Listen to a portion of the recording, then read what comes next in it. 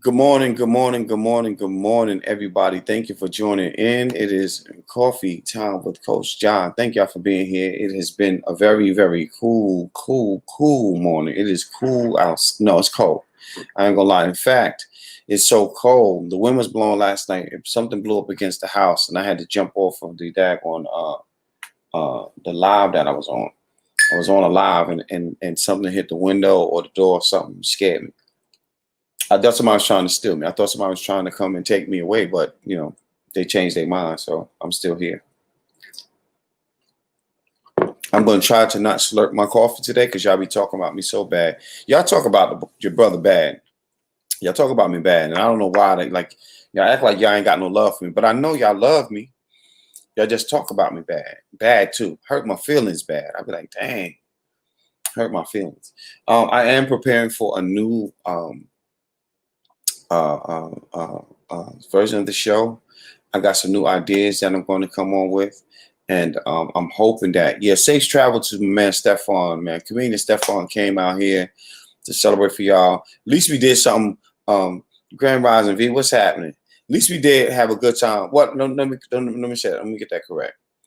E. Cole, what's good, brother? We had an amazing time at the Black Lives Matter Street. And for y'all that came out to the Black Lives Matter Street that didn't get, I'm still trying to wait. And I don't know, we supposed to get some aerial pictures of the Black Lives Matter Street pictures printed out. And when I get those, I'm going to make sure that everybody who was there, that's with me, will get one. I'm just waiting to hear back from that. There's a lot that's going on this week, so I'm going to be really busy. However, I do have some ideas and some things that I want to do and I want to bring to you all. So I'm hoping that you all are ready to receive that. And just get ready. Shout out to All Illusion. She had a show. Um, I believe it's her first show. If I make a mistake with that, excuse me. But shout out to her. She had a show this weekend, and from what I'm understanding, everybody had a good time down there. I saw a little bit of the live. I didn't get to watch a lot of it, but she's part of our tribe, man, and we appreciate her doing the hard work that she's doing. Thank you so much for all that you're doing, helping keeping poetry alive out here in this world. One of the things that we need. I have been in touch with some amazing people, and there's some things that we are um, talking about doing and stepping to this next zone.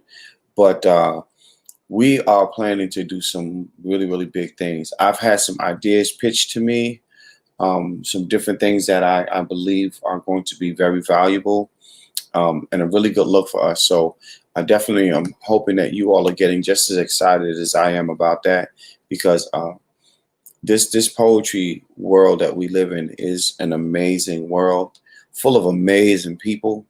And we on our grind. Some of us are grinding in different areas, but we are on the grind nonetheless. And I think that a lot of times we will miss the mark only because we decide to not move forward. So thank y'all for moving forward. Daybreak is in the building. Mr. Witz is in the building. Shout out to y'all for coming in. Kendra, thanks for all the love that you're giving to. She's all in the IG sending mad hands up and shout outs and all that. I've learned a few things about myself. I really don't like nightmares. If there's a thing that my nightmares are so vivid, and they're very disturbing. I don't like having nightmares. I know I'm not the only one, but I just wanted to say that. I just feel like nightmares don't work for me. I don't like the idea of being out of control. I think that's the worst thing for me, to be out of control or to be to dealing with something that I know that's not mine. Mike is in the building. And Mike is where you at, Mike? Where you at? um, but there are tons of things that I want to talk about with you all and share with you all coming up this week. Be mindful, watch out for the posts that I'm going to post about some things. I will be looking for poets to show up on some new platforms that I'm creating, some new spaces, and they're only going to work, right? If Mike, I celebrate my 48th, man, my 48th birthday, brother. Thank you. They're only going to become really great events and things like that with the support of others. And it doesn't take much to support. I try to tell people all the time, it's not always about you giving money. A lot of times just give a share, right? A lot of times just watch a video. What is your take on Trump supporters terrorizing the Biden bus? Tony, I did not see it. I'm gonna be honest with you. I kind of try to watch as less news as possible because um, I get consumed with the news. I get consumed with the news, and I can't I can't stay consumed with it because it really overtakes whatever I'm doing. I get behind on a lot of things, so I haven't seen that.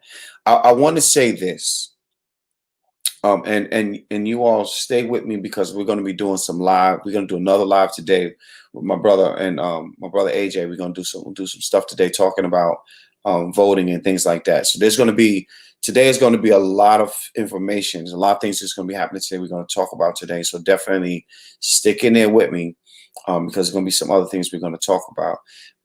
There is a lot of people out here who are trying their best to not to prevent people from voting. And here's what I want to say I want to say this first. So people say that our votes don't count. Let's everybody vote first and then to see if it counts. If we all get together and vote, right, instead of just half of us or 15% of us, if we all get together and vote and then the votes don't count, I will rock with you and never vote again. But you're going to have to give me at least that much. You're going to have to prove to me and prove to yourself that they don't work. So what I'm saying is everybody go and vote. And if you prove to me that we all voted and the votes didn't count, I will never vote again. I will give you my word on that. If we all vote, right? Because we keep saying that they don't count, but there's so many of us that are not voting. So many of us that are not voting. If we all go out and vote and then these votes don't count, I mean, it's just ridiculous. We know, then I will never vote again. But until we all do that, you cannot tell me because you can't prove to me that it doesn't count. And also, and I'll spend a lot of time on this, but this is very important to me. What you need to understand is if we've done our part and we know that that doesn't work, but that's the only way to work, then what's our next step? We're never going to know that if we don't do the first step, and that's vote. That's the first step. And stop waiting to vote on the presidency. But I'm not going to spend a lot of time with that because I'll be here all day. I will preach to y'all about that because I remember not voting. I remember not voting. I remember once Trump ran for office, I was like, I'm not even going to waste my time. I did not vote. I didn't. And it was because I was like, there's no way this clown is going to win. And then look what happened. So it's not much I can say because I didn't voice my opinion. I did not take my stance. However, you will not get that from me ever again. And I admitted it in front of people before because I'm not ashamed of what I did. I'm saying to myself, there's no way this idiot is going to win. We're not going to give him a lot of energy today. But that's why I did not vote. And one of my close friends, who's a Kappa, he lives in Boston. He sent me a message. He said, I'm disappointed in you. And it hurt my feelings. That hurt my feelings. And then I had to think about that. And I said, you know what? Of all this stuff that's going on, maybe my one vote might not have made a big difference. But my one vote did give me this. It gave me the right to have something to say. If you didn't vote, you should keep your damn mouth shut because you did not even give yourself a chance. And I want us to, everybody, just one time, everybody, let's just vote and see what happens. Let's just take a crap shot at it, right? Let's just roll the dice. Everybody vote just one time and see what happens. And if it don't work, and they can make it where our votes wasn't nothing, I will never vote again. Never. I won't waste my time standing on the damn line if it's no good. But until we all do that, you who do not vote can't say anything to me. You can't tell me nothing. I don't even want to hear it. That goes for family, friends, loved ones, poets, people. I don't care. I don't care. If I respected you, you can't say anything about me if you hadn't done that part. It's over. That's just my take on it. I'm not hearing it no other way. So With that being said, it is 10:10. Thank y'all for being here. I have a guest that I'm excited who's going to be here. I was so happy she was able to answer the call and say, "Yep, Ja, I'll be there." I'm gonna move my pound cake a little closer to me. Yes, my mother made me pound cake, and I'm eating my pound cake, my coffee, and keep my notes right here. And I want y'all to welcome to this stage. Give it up for the one and only Starr. Oh my gosh, Starr, what it is. Chilling, chilling. How are you? Good morning. So I always love the fact that you always like, yo, I'm cool. Like you're always so laid back. Like Starr is the if I had a marijuana, right? I'm not saying you smoke marijuana. If I did a marijuana ad and I want people to get my marijuana, I want you to do my commercial. It's like, yeah, I Okay. would like this. I'm good. And I don't care if I don't care if you it's just that laid back feel that's admirable. Like people don't have that. Like I see you do poems and come back and you still like, yo, I'm good. Now that- You're silly, yo.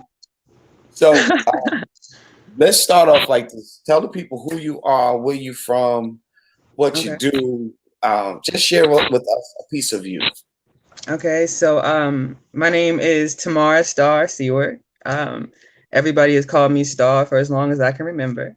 Um, I'm a poet. I'm not really from anywhere. My folks were military, so lived all over the world, literally. And I'm a black girl in the South who does things like a black girl in the South who wasn't raised like a black girl in the South. And currently, to pay these bills, I work for a company that does positive mindset assemblies for elementary school students.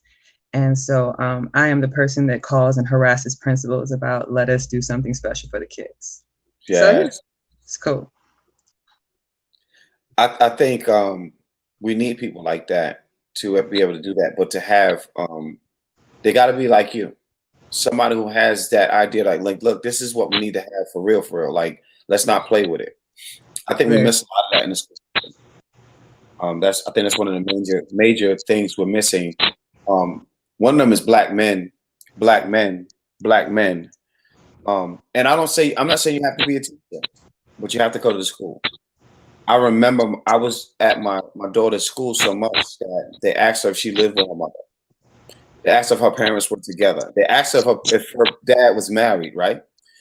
And when her mom did come, and I'm not saying she didn't go, I just went more. I just was able to go, and I went more. And Mm.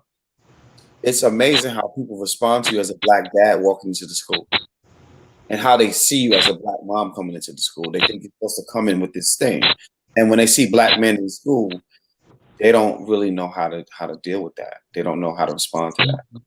They don't. They don't. And I wish we did see more black men. I was reading an article once that was talking about that a lot of our black men, when they were in school, they had such negative educational experiences that even as adults, going into the school, even as a different role as being a parent, is still like intimidating and uncomfortable. So like, it's really, really necessary that we see more black dads. I'm glad you were able to do that. That's dope. You know, I would like to go with a crew of black dads and let's just go show up, right? Um, Right. I remember middle school daddy daughter dance. I had to take the neighbor's daughter, which was my daughter's friend, because North Carolina was playing. That was the excuse why her dad didn't go take her to the dance because North Carolina was playing. Oh wow. So he sat his raggedy ass in his house watching North Carolina play. And I'm saying, wow, dude, really? Right. Um, I think we owe it not just to our children, not just to our community, but we owe it to ourselves as black men. That is not an option, that's a duty. You have a kid, they should know who you are. They called my number when they had to get in touch with my daughter. And I'm not acting like her mom wasn't involved in her life or nothing like that, because she lived with her mom. But what I'm saying is, it's a different presence when you're there. They expect the mother to be there. They not Right. just thinking you coming. When you come to school, they're looking for security. What's this black? Who's this black man? Because they're not expecting a black man to be present. I was Right. present. I will always be present for my child when I can. I was cheated out of it with my son's time. I didn't get to go to their schools for different reasons, but yeah, I think we don't. It's not even an option though. It's not even an option. Anyway, we're not gonna talk about me all day. I'm on my I'm on my soapbox this morning because I got a lot to give y'all. No worries, yo. Somebody needs it. Keep on going. You know. Star, we had a conversation the other day about family, Yes. right? And we was talking about, and it's amazing that a lot of times we don't know how people get to be so great in our presence, right? We don't know why. We don't know their makeup. So can we talk about some of this, what you talking about family or yesterday? Was it yesterday? Whatever day that was when we talked. Can you share some of that with the folks? Your mom I, and yeah, yeah. I mean, I don't know. I don't really know where to start. So tell me, I guess, where would you like me to start where start you on? want. Start with the grandfathers and you know what you told me about the men that were in your life before you, and then lead up to what your mom does or what she used to do and stuff like that. Yeah, Right, but I'll give right. you Okay. this is a treat. Right. So, I guess the basis of it, right, is there's this part in the Bible that everybody always overlooks, and it's the begats, you know, so and so begat, so and so begat, so and so begat, so and so begat, so and so, right? And for the longest time, I couldn't understand the purpose of that, right? But then I realized, as far fetched as it may seem, that there are jewels inside of our bloodlines. There are talents that live embedded inside of our DNA, right? And when you were reading the begats inside of the Bible, what you were really reading was the timeline of how that jewel traveled through that bloodline, right? And it exists for all of us. You know what I'm saying? There are things that are inside of us that are just natural for us to do. We don't even know why we do them. We don't even know why we're good at things, right? And so I had the ability, you know, to really delve into who I am, you know, like I had a calling, a need to find out. And as I did, you know, we have a name in our family. You know, my brother is like the fourth, you know, William Hufford Miller the fourth, sound like an old white banker, right? But it's interesting because my father is the third, and his father is the second, his father is the first, and et cetera, et cetera, et cetera. And they all have this very particular look. You know what I'm saying? My dad looks like his dad, who looks like his dad, who looks like his dad, right?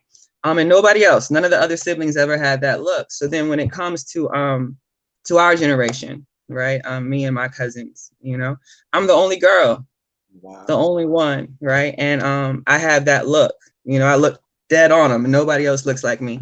And it was just it made me feel connected, right? Because these men that I look like, you know, my forefathers, because that's as far as I can go back as four, right? My forefathers, they were all warriors. You know what I'm saying? Every last single one of them fought for freedom or fought for this land or fought in some way, you know? And so when I look at why I am the way I am, this part of me that's like, oh no, we're gonna have to fight that. It's so genetically embedded into who I am, Mm-hmm. right? And then my mother, who is like, she's a gangster. She's like a bougie gangster militant.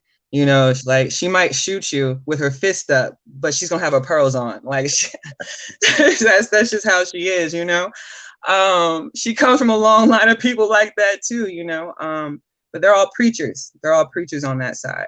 Every last single one of them. And my brother, you know, but he's a preacher too. You know, so that's in that bloodline. And my mother is a master facilitator. So what she does for a living, and what she retired from the military doing was teaching people how to speak.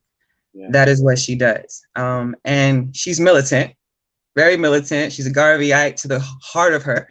Right, all of it. You know, that's how I was raised.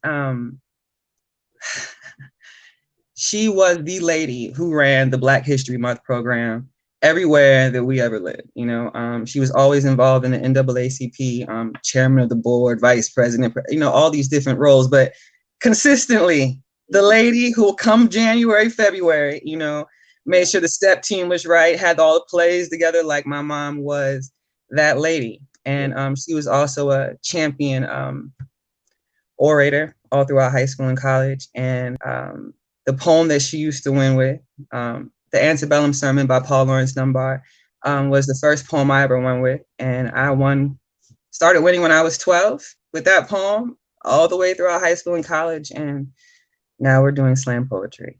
Wow. So Yeah. And you kind of wonder how it all works together. And then you see that in the end, it was like a divine plan. And accepting the divine plan is sometimes so hard while you're in the midst of it, you know? I think that's always our issue, right? We okay, I'll just use myself as an example. Like I've been told by teachers, and I was bad in class because I was bored. Like I would do schoolwork and then the test comes, I would ace my test. And it was like, how? You didn't pay attention the whole time. I'm like, dude, I absorbed that in 5 minutes. I'm good. So Right. a lot of teachers was like, I see you as a professor. I remember high school, I was in front of the class and I forgot what we was talking about. But I kept doing this. I have no hair on my face, but I kept doing this, right? And Right. my instructor was like, I see you teaching one day. And I bust out laughing. I was like, nigga, I'm out of here. I grabbed my bag and left the classroom. What I'm teaching for? Right. But I think like you are born to do something, right? And I Right. think even though you don't know it, you do it before you leave here. And I tell a lot of people, I use this as an example, and this may be a trigger for some people, so please be mindful. I'm not trying to trigger, but hear this out. Think about a couple who has an infant child that lives for 2 minutes. Hmm. They're no longer the same. Right. We don't understand why that happened, but they're no longer the same. They changed because of a being that was here. It made you something new because of an event. And I think it's part of what your path is. And we need to start learning to accept things that is not a against me thing, but it's a because of me thing. It's because of me. Because of, you know what I mean? And I think we miss that. I miss that. I've been a coach since I was in basically right out of middle school. I was coaching. I didn't know I was going to be a creative writing coach, but I love creative writing all my life. I just didn't call it creative writing. I just said I just like to write. So I think we missed that along the way, right? We missed that. But that explains a lot about you. I did not, when I first met you, to hear you deliver a poem, first of all, was very special because the manners by which you deliver a poem and how you can stay exactly where you are. Like I've not mastered that yet, right? I gotta be Coach Ja when I do a poem. I can't be just me. It seems like I gotta be something else. But you come and do a poem and it's like you have not changed who you are. You actually walk in what you do. I love it. I love it. I honor that. That's very inspirational for me. Yeah. Thank you. It's the most inconvenient thing, let me tell you. But it's so inconvenient. But I appreciate that. It's taken me a very long time Uh-huh. to be comfortable enough to do that, you know, to be comfortable enough to own everything that was required, you know, to get to that point and to know that it doesn't matter how anybody feels about it. Like, I think that's the most important part is getting to that point where it's like, it doesn't matter. It Yeah. doesn't matter. It doesn't matter, you know? That was one of the things that I learned from Blackberry on Spectrum Iceland, which we're gonna talk about that. Um, Okay. he said, do your poems in the mirror. Hmm. Once you become comfortable with what you see in the mirror, it doesn't matter what anybody else sees. Do your poems. I'm giving y'all tidbits right here, okay? Do your poems in the mirror. See what other people see. Are you okay with that? And it's like, what? and then you become this new thing that you didn't even realize. Because there's reasons why I didn't like to do it at first, but then I actually started to accept it. Hey, what am I going? I can't change that. And I think that was a beautiful thing. You were a part of Respect to My Slam, correct? I was. I was. Do you remember what year that was? 2009, 2010, 2009, 2010, one of those years. Yeah. Can you talk about that experience? Anything that you've gained or learned or disliked? Or I don't care what it is. Just anything about that experience you want to share? Okay. Um, so I think people need to understand the history of Respect the Mic and how that all came to be, right? Mm-hmm. So once upon a time, there was a lot of poets, a lot of dope poets. You know, there's 10 of us, you know, 12 of us. I mean, just lots and lots of poets, right? And Slam Charlotte was the only outlet, right? So we had these 4 spots, and then 4 poets would make those teams, and then we would have 8 poets just kind of sitting around, right? And so, and not just average poets, like dope poets. We're talking the Mazes, the Tavis Brunsons, you know, just incredible poets that wouldn't make the Slam Charlotte team. But Wine Up was popping, right, for lack of a better word, and had the crowd. And so, in order for us to be able to take more poets, Respect the Mic was born. And so it was always just a way of more Charlotte poets being able to be in the space representing Charlotte. And it was boss. I mean, I think the first Southern Fried, we went, I think Respect the Mic and Slam Charlotte were both on final stage type deal, or just amazing things. And it wasn't like, oh, these poets live on this side of town, and these poets, these are the East Coast and these are the West. No. We all lived on the same street. There was 3 houses, and like 10 of us lived in these houses. Like, we all literally lived together. There was no way to separate practices. I mean, we all lived together, you know? It was just one big dysfunctional but functional family, you know. And then people, you know, moved, and hands and reins got passed, and it's morphed, you know. And I've been gone for 5 years, and when I came back, I was really surprised to see that it was not just this one big happy dysfunctional family type deal, but it had like separated into 2 completely different entities, which is interesting and disheartening, but you know, gives us space to do work, you know. I'm so glad that you have it, you know what I'm saying? And I'm so glad to see what y'all are doing. It's along the lines of the type of things that Respect the Mic was doing. Like, the reason why I got on the team was because I didn't want to slam for Slam Charlotte because we had just won championships, and I don't know, I was just kind of in a weird space. And so Maze and, I don't know, Swan and Quentin and all of them had done a choreo poem, Coltrane, and they went to Scotland, you know, and they were going to be in Scotland during Nats or Southern Fried, and so they needed to rebuild the team, and so they asked me to come and be on the team to represent while they went to Scotland. And that's how I ended up on Respect the Mic. Wow. Yeah. It's, first of all, shout out to Blackberry. She was, if y'all don't know who Blackberry is, she don't do a lot of talking. She's like, look, what is the bottom line? Like, that's her. Boss. Such a big heart. She's such a sweet person when you get to know who she is and how she operates. She was the one who actually brought me to Respect the Mic. If it hadn't been for her, I would be like, nah, I'm not doing slam poetry. And it's just what it was for me. She is an amazing slam coach.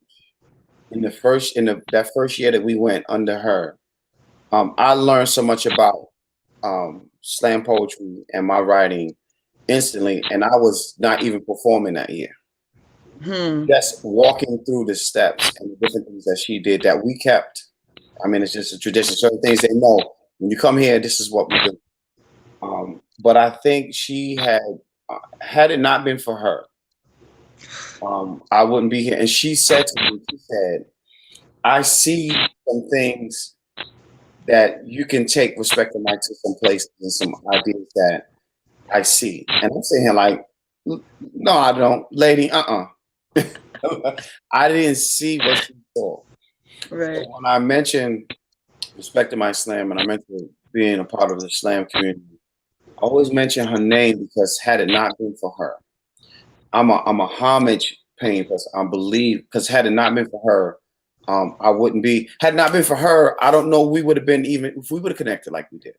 Right. Because remember, y'all came to the slam. We did the Blue Notes. Right. That was the first time I met you. First time I saw you before. Okay. I've never met you. Do you remember us meeting? At the thing. No. Do you remember womping me? I did. Wait a minute. I did. Wow. Yes, you did. Let me tell you the story. Let me tell you what happened. Put the dirt out there. Family dirt. So when you first came out, I remember y'all coming out, right? But I was, in and out of poetry, right? And you were at first you were just Josh say word, Mm-hmm. right?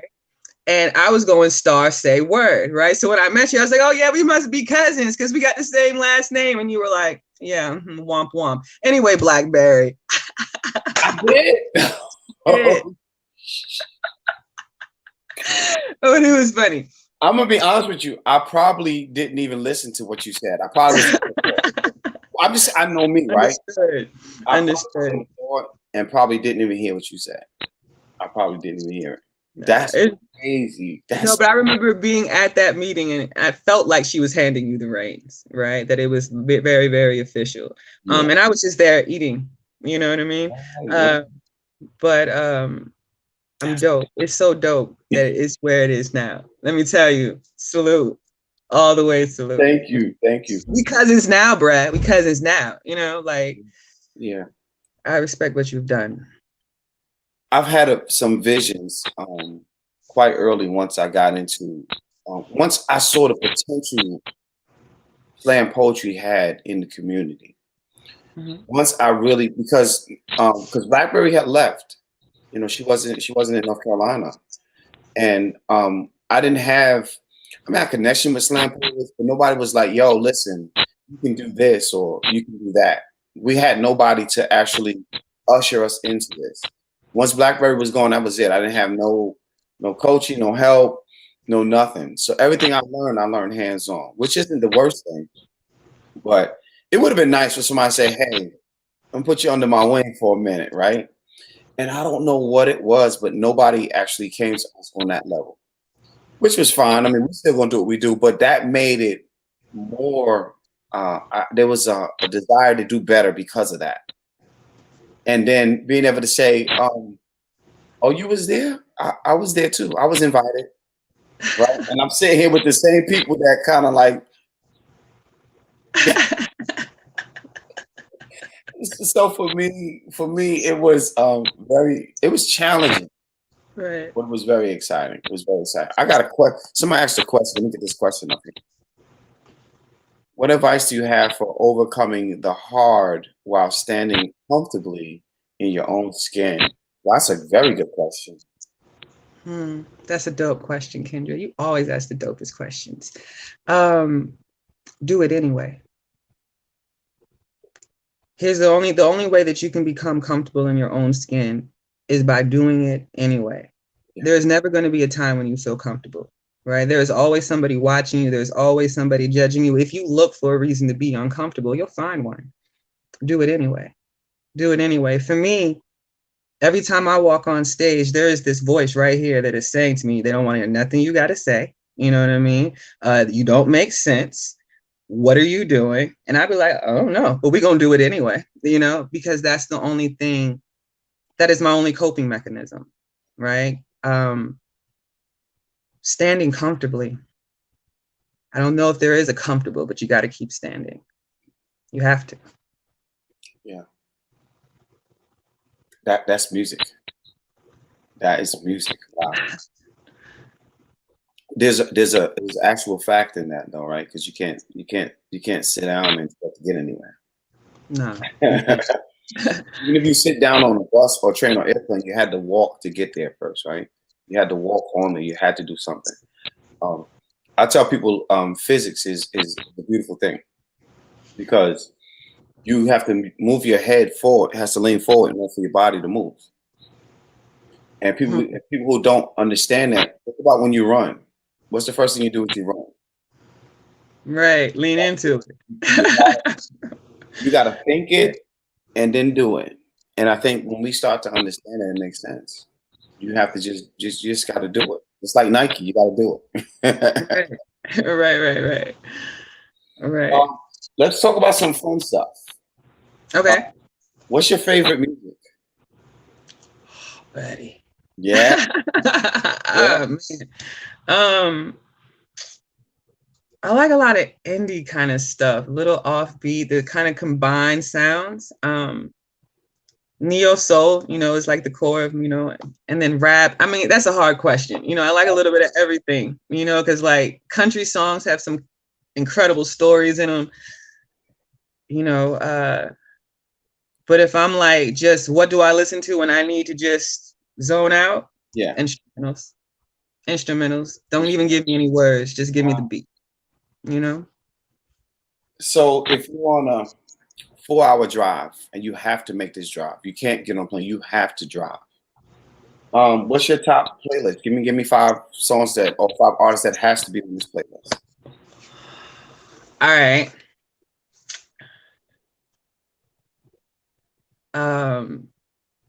Russ,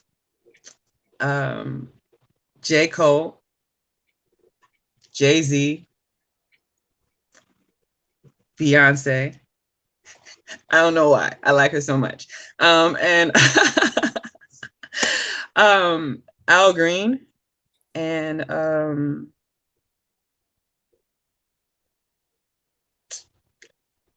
I don't know. I'm an audiobook person. You know, I would rather, so if I'm listening to music, it has to be something that's going to keep me crunk. Yeah. But for the most part, I used to drive 18 wheelers, right? So if I'm going to do a long haul drive, I normally pop in an audiobook, like nerd, but that's who I walk to, Jay-Z, J. Cole, Beyonce, Janae Aiko and her depressing self. Sometimes she speaks my soul, but, it's a little bit of everything. I wish I was more precise. No. That's fine. You just need to be you. That's it. Driving it. How long did you drive an 18-wheeler? Jeez. Oh man, 2 years. 2 years. 2 years. I am not. I always wanted to drive one, but I don't. I'm not the driver anymore. So when I moved here in '97, I used to drive to New York. Every paycheck, I drove back to New York just for the weekend. I drove back. Nah, I'm good. I'm good. I'm not trying to do all that drive. I hate when I have to drive that far. I don't want to drive more than an hour. Really? Drive more than an hour. There's a plane that will get me there in 20 minutes. I mean, you know what I'm saying? When I used to work for U.S. Airways, I would fly a plane to Greensboro. Oh yeah. Up and down, boom. You get up. Yeah. 20-minute flight. You know what I'm saying? It takes longer to get off the runway. That's it. I'm on my way. The plane leave at 1. I'll be there at 1:05. Yo, so I used to work for Piedmont Airlines, right? And so one Southern Fried, it was in Greensboro, and I actually did that. I flew from because it was quicker and cheaper. I mean, hey, and that free flight. Let me tell you about them free flights. I miss working for U.S. Airways for that. And don't get me wrong, because the benefits, I was on mainline, so the benefits was really cheap. Yeah, you were good. Yeah. It was good. I was working in international at that. I started there in 2008, and then I got hurt in, I want to say 10 or 11. It disabled me out. I've been disabled out since then. But, yeah, man, I miss that. I used to be in New York. Look, I just feel like getting some pizza. I used to call my baby moms, bring my daughter. Yeah, we getting on a flight. Just pack her quick bag, we out. Right, because why not? Why not? Yeah. That's one of the best jobs I've had in all my life. I will say that. Let me ask you. So when you play instrumentals, are you freestyling, or you thinking about poems, or just whatever? Yeah. Yeah, all the time. So like I go through this process where the poem gets built in my head first, right? And I have to play with it, right? I had to play with it before I even feel like I'm gonna put it on paper. So the instrumentals, and sometimes the instrumentals, depending on what the instrumental is, it'll just come out and I'll just be writing, so it, it depends on how it hits, I guess. One of the things I actually freestyle every poem before I write it. So I'm freestyling while I'm writing it. It's just the way I work. And the problem, well, it's not a problem. The funny thing about that is then I'm writing 3 poems at a time sometimes. And I'm going from one, which I don't understand how I do it, but I'm going from one poem to the next, and then I finish it up later. But it starts with a freestyle. I've not been able, I don't just sit down and say, okay, boom, and start writing. It's a freestyle, and then here we go writing it, which is really interesting because I don't understand. how that plays out. Is that a process you're familiar with or no? Uh yes, Yeah. right. So at one point I was just a rapper once upon a time, before I became it took a minute for being trained in classic oration and then being a rapper turned into spoken word. Like it had to go through a process.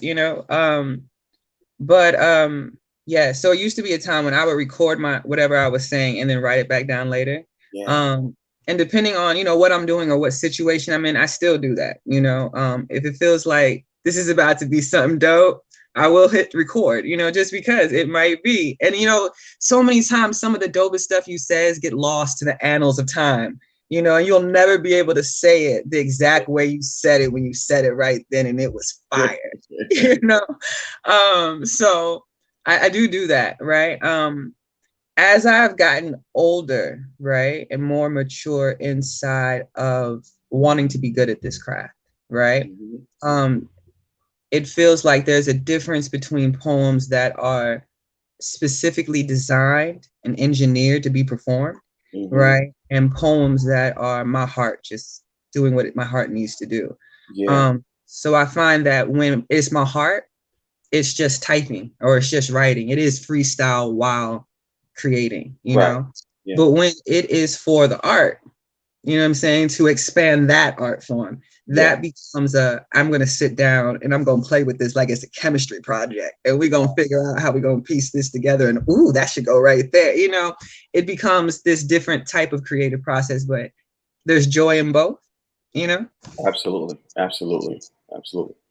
Um, I've learned a lot because I hear you more often now. I've learned to, and there's a lot I want to expand on, but just the way you deliver a poem Hmm. um, makes, and I tell a lot of poets this, it makes whatever that perfect line is, it becomes perfect because the author of that particular piece married that piece, and Hmm. you make a husband and wife connection with your work. When you deliver a poem, it's like this is supposed to be that way. And I like to give credit when credit is due, but it's a little more than that. Like why this is why I love the dandelion poem, and obviously the cookie poem. It's my favorite. I don't remember hearing dandelion until I heard the second time. I was like, no, I did hear it before, but I didn't get it because I was still stuck on the cookie. But it's the magic in taking a cup of coffee and making this brain food. With somebody else, it's like I would never eat that in my life, but then I can make you understand why this is brain food for me. It's that concept. That's why I fell in love with slam poetry, because we do that in 3 minutes. You don't have to Right. read, So a lot of what I've read over the years, a lot of poets, you might get that in this chapter, right? Or you might get that in 3 poems, but a slam poem is putting that in 3 minutes, right? Now, I'm not saying some people don't do it, but everybody don't do that. And what you can get in 3 minutes, you can tell a whole story, and you don't have to read the whole chapter. So every poem becomes a chapter or a book in itself, and I think that's what married me to slam poetry. And then when I hear you do poems, your delivery, it's like the voice of God is coming out. It's like, oh no, it's so captivating, and I think people should study that, right? How do you get that? Do you even know where that came from, or was that a natural thing for you? Or you worked on that in particular? um I think it goes back to Jules, right? um there's never been a time when I opened up my mouth and it didn't get attention. Yeah. Even if it was in the fourth grade when teacher said, "Oh, read page 6, paragraph 2," right? And then it became that every time he needed something to be read, it was me reading it. There's never been a time, you know. I know that there's been times when I've purposely silenced myself because sometimes it's too much, Mm. but I don't know where it comes from. And it feels weird, when people, it's like you get a good meal, right? And you finish with your meal Hmm. and you want to go thank the person who created the meal. So you go into the kitchen and you start thanking the pot, and I, the pot, right? And like, what you thanking me for? You know what I'm saying? I'm not even a good pot. I'm a crack pot. My handle, this handle don't work. You know, there ain't a lid in the whole place that fits me. You know, why are you thanking me? You know, it has nothing to do with me. I just be thankful to be used. You know, because what good is a pot on a shelf? Like, so if this is the way I whistle, because I got a crack right here, I mean, this is the way I whistle. You know, I'm glad you like it. I'm glad you like it. But nah, it's not me. I just be thankful that he allows me to do it.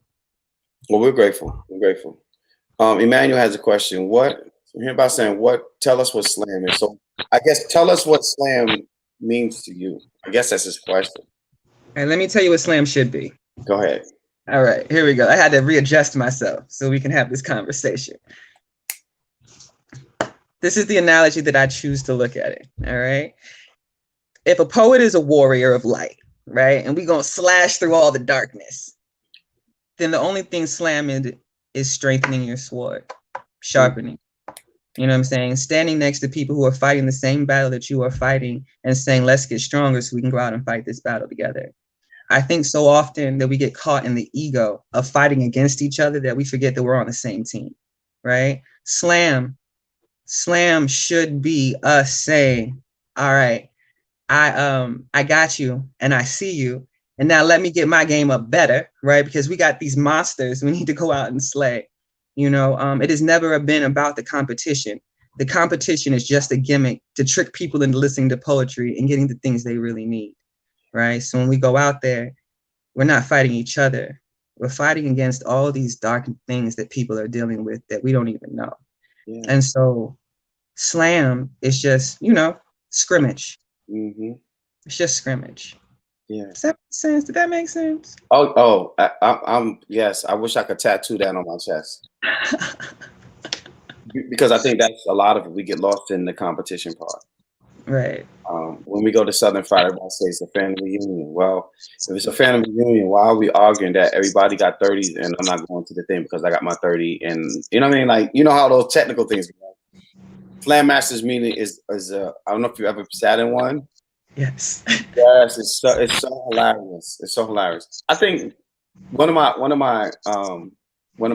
moments I look forward to when I go to the Slam Masters meeting at Southern Fried is watching Blues vote against everything, because somebody has to vote against because his arm is so long, right?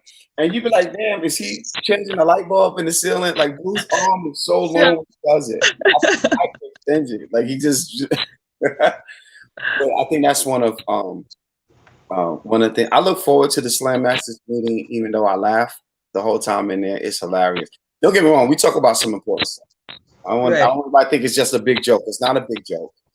But Slam Masters are some serious hecklers, man. You would think somebody's performing. It is hilarious. Let me see. We got 12 minutes. So I got a couple of questions, but I'd rather give you this time. I'd like you to talk about anything that you want to talk about, anything that you have on your mind, anything you got coming up, anything you want to share with the people, anything you want them to take away. This is your time to do you. So I want to open up the floor for you to do that. Okay. It's my birthday. It's my birthday. No, not today. This whole month. This whole month is my birthday. Okay. So my birthday is November 23rd, right? But we're going to celebrate on the 22nd at the Charlotte Area League. I have purchased paper lanterns to throw up into the sky. I'm very excited about this birthday. You know, more excited than I think I've been in a very long time. Like, I don't think I've ever thrown myself a party, right? So that's the number one. But just so thankful. Just so thankful to be here, you know, to still be here, to still be here, even when it is uncomfortable, and learning how to navigate old spaces with a new everything, and learning what is new me and what is old me and what is still me. And I want to take this birthday to just kind of throw a bunch of stuff that I don't need back up to the sky. you know, and I would like for people to come and join me and do that with me. Yes. I don't know. I'm just hopeful, Ja. I feel like my soul is revving, like something big is about to happen, and I don't know what that is, but we're gonna run to it, jump off of it, whatever, and you know, hope we fly. It's gonna be good. But no, I don't have anything. So if you have more questions. I tell you, I don't do a lot of questioning because I like my guests to feel like guests, and I don't like to feel like they're being interrogated. And Okay, cool. a lot of times we do interviews and we don't get to say or just be us. And I try to make this exactly what it is, coffee time, and we just having a conversation. And you know, if we were sitting together, we'd be having the same conversation. Right. You know, Except so I'll be saying womp womp a lot because you're corny. I still can't believe I womp you like that. I don't know what was going on. Right. It's all up. Oh man. And you know what? It was packed in Blue Notes that night. I It think it was. was packed. It was packed. What? I hate that they shut down. Did they really? Well, there's a lot of stuff that I've heard. There's a lot of mismanagement of the money. Mm. They did a lot of things wrong. Actually, they shut us down. They shut us down and just basically kick us to the curb. They still owe me money. Yeah, they still Dang. owe me money. So listen, y'all, contracts. Always have contracts. And always have Ready. to get out safe clause in your contract. Um, I always tell people in your contract they have to have a bowl of orange Skittles. 9 times out of 10, they're not going to get you those Skittles. But guess what? If this event is not where you need to be, you go right to the contract. I don't have my orange Skittles. I'm out. Are you talking about creating loopholes? I You, see what you did there. I'm gonna tell you something. Patti LaBelle, when she has a concert, Mm-hmm. she has basically a Thanksgiving spread for her family, or she doesn't do a concert. When she's done, whoever's there with her goes backstage and eat a full course meal. This is what I was told. If they Okay. don't have that, she doesn't go on the stage. But all Okay. that happens is you get to keep your deposit. You don't have no issues with it. Yo, so that's dope, right? That's dope. And the reason why I say that's dope is because one of the things that I've been contemplating lately, right? Just on a life level, right, is how to train people how to treat you, right? Mm. Um, and if you settle for less, people will give you less, right? So I got to buy a car, right? This is real life stuff, right? I'm looking at cars. I got to buy a car. And you know, you posted it for 3,500, but I said 3,000 and you said, okay, what I'm really going to give you is 26. You Okay. know what I mean? And that's how people will treat you as well, right? If you don't stay firm on your price, they'll drop you down 1,000, you know what I mean? But that is the way of it, you know, and learning what you're worth, you know, and it's so interesting. Like that, I spoke earlier about being in old spaces with a new everything, right? And when you don't know your worth, people will put any type of price they want on you, right? And then once you do know your worth, right, then they don't really know how to treat you. And that's a good place for you to be. You shouldn't know how to treat me because my worth is gone. That's the sign of the price going up. That's what that is, you know? So yes, I like that you said that. That's a whole poem right there. Let me tell you what's going to be in this contract. Yeah. A matter of fact, Yes. let me write that contract poem. I'll write that down because I might write that one too. Because I mean, if you think about it, everything that you do is a contract of some sort. You know what I'm saying? Everything. So inside of that contract, I need to make sure that when that it's to my benefit. Yeah. So exactly what you said. Everything you do is for a reason. If you say, you Right. know, I'm not going nowhere today, that's because you're resting. You know what I mean? Right. I'm going to stay home and write these poems. That's because you got some work you want to do. Whether that's helping yourself, whether that's therapeutic, whatever it is, it's your work.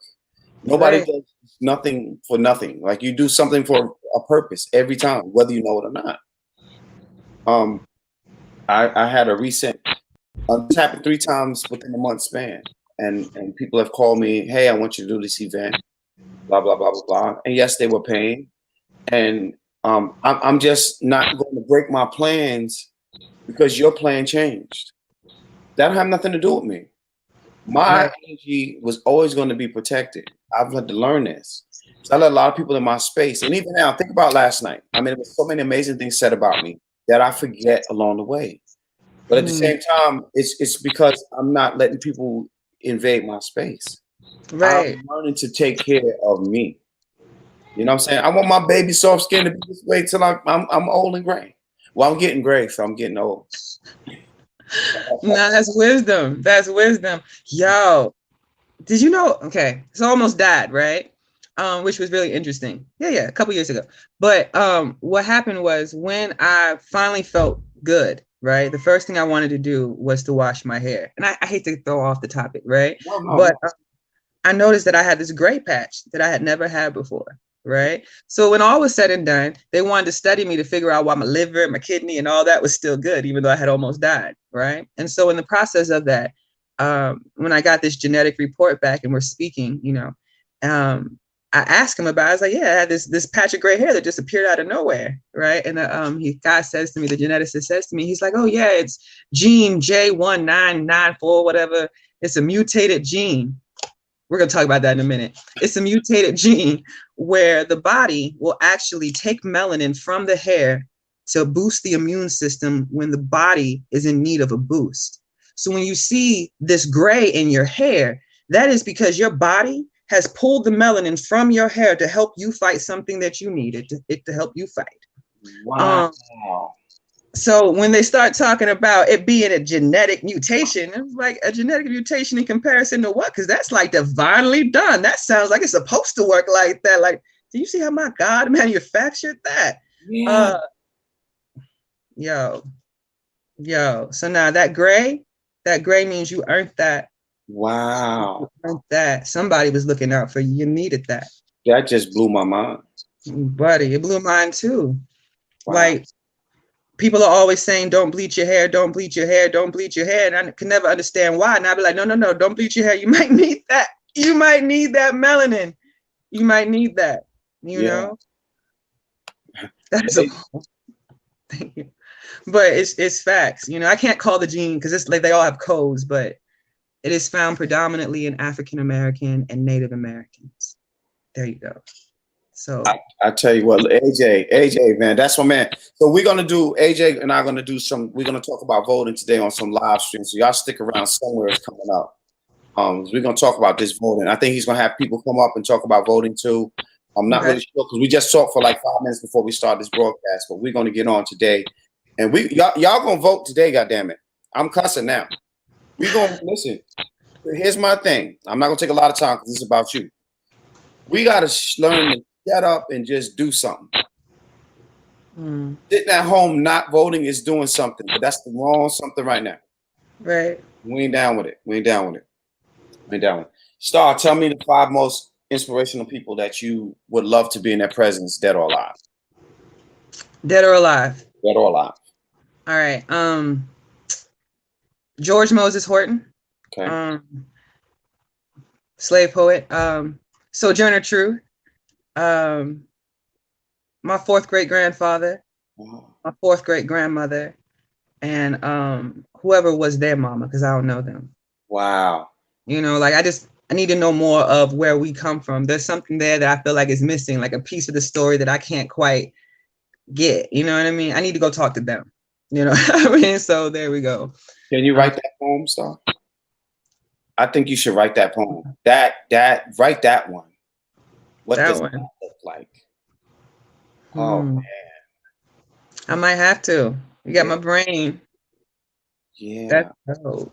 I've not heard that since I've been doing this. Is probably like my 15th broadcast, but I've not heard that in that depth. Jeez. Circle of trust. Oh, we got less than a minute. We're gonna hold on to that because I'm gonna have to let everybody go. Hold on. So don't go out. After we sign off, don't go anywhere. Thank y'all so much for tuning in, man. I'm gonna have to bring Starr back up because obviously we didn't have enough time. She is so amazing. Please, Starr Stewart on social media. Inbox me. I'll help you find her. If you're not following her, please follow her. And we just ran out of time. I get to say everything. But it's all good love. As always, I challenge you today to make yourself better today than you was yesterday. You have everything you need to be amazing. So why not just go be amazing? You can be amazing by simply being who you are, because nobody else can be that unique being. Thank y'all for tuning in. We will see y'all same time tomorrow. Much love and respect. Catch up with you in the mornings. Peace and love.